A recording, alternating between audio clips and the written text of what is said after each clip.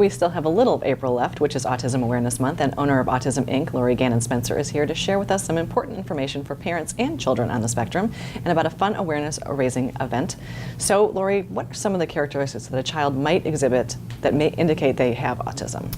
So when you look at the different characteristics, the most obvious one is the lack of social engagement. And so it may be eye contact that's not coordinated, or lack of attention to what other typical children are attending to, not sharing that information. So if an airplane flies, a typical child will say, "Look, airplane," and want to share that communication.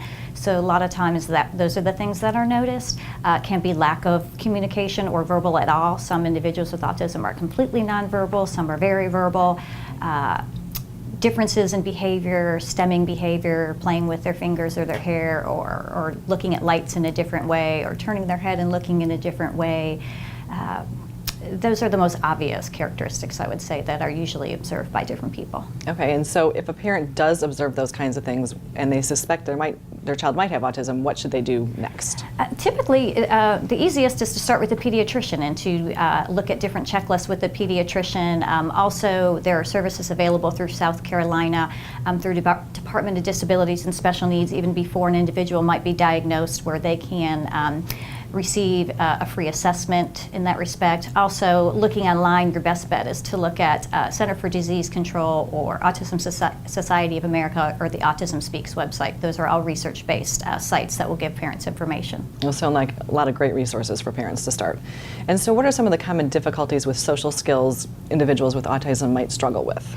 So, perception is difficult for many individuals with autism. So if you look at things in a different perception or have trouble taking somebody else's point of view, it's really more difficult to interact and to react and relate. And so what we see is a lot of the children we work with really want to have friends and want to engage, but have different interests and struggle with reading social situations and reading nonverbal communication. And so you'll see a lot of frustration in that respect and wanting to fit in but just not knowing how to. So are there special social skills groups for those kids that can help them with that so they can fit in a little bit better or find their niche of friends? There are, absolutely. And in the school system, typically those are run by school counselors. And privately at Autism Inc., we offer a social skills thinking group where we work on teaching perspective taking and teaching individuals how to read situations so they can adjust their behavior accordingly. Okay, and so what is the different, not less, Autism Awareness, Walkathon, and Fun Day? So that a parent contacted me about, and it is this Saturday, and it's at Bluffton High School, and it has all kinds of fun activities and a 5K walk to raise money for families in the Low Country that had individuals with autism. We'll have a table there that will also give out information to any families that are looking for information, that may want some information. What is autism? What does it look like? And what are resources? Well, thank you so much for being with us, because it is obviously Autism Awareness Month, as we said, and every year I think more and more awareness comes to the forefront, and you have some great resources and are doing some great work, so thanks so much for being here to share with us. Thank you. Yeah.